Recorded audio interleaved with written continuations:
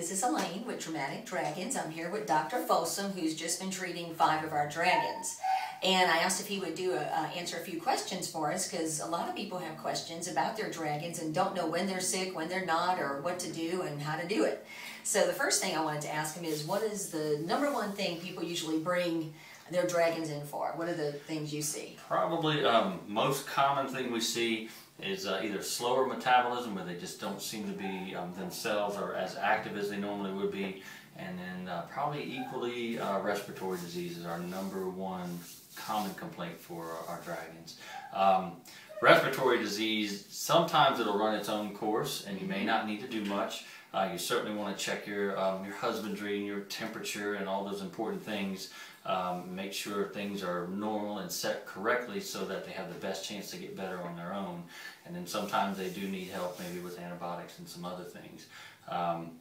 Our slower metabolism problems, this is a big time of year for that, so we see it quite a bit where they just don't seem to want to eat, and they don't want to seem to go to the bathroom, and they don't want to seem to do much. And it's not necessarily what you call an absolutely normal thing, but it is something that we see very, very commonly.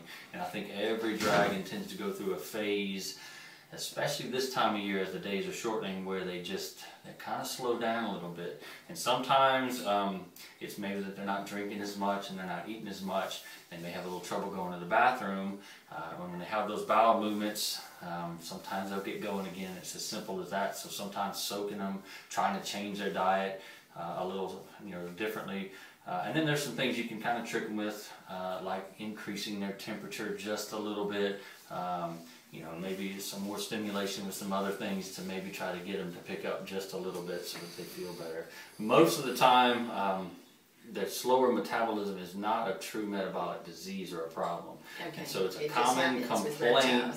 And a lot of times, we were talking earlier, we can get them in, we can make them a little angry sometimes, and they go home and eat and go to the bathroom and everything's better.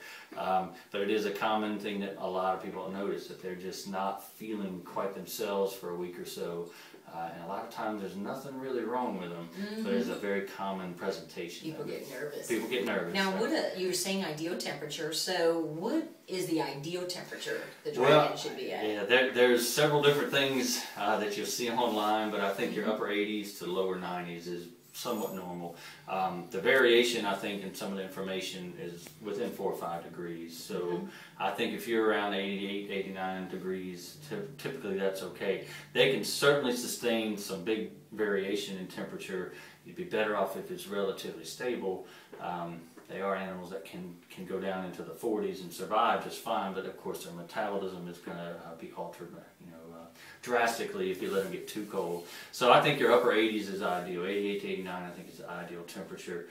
Some people like them a little bit warmer, some people have them cooler.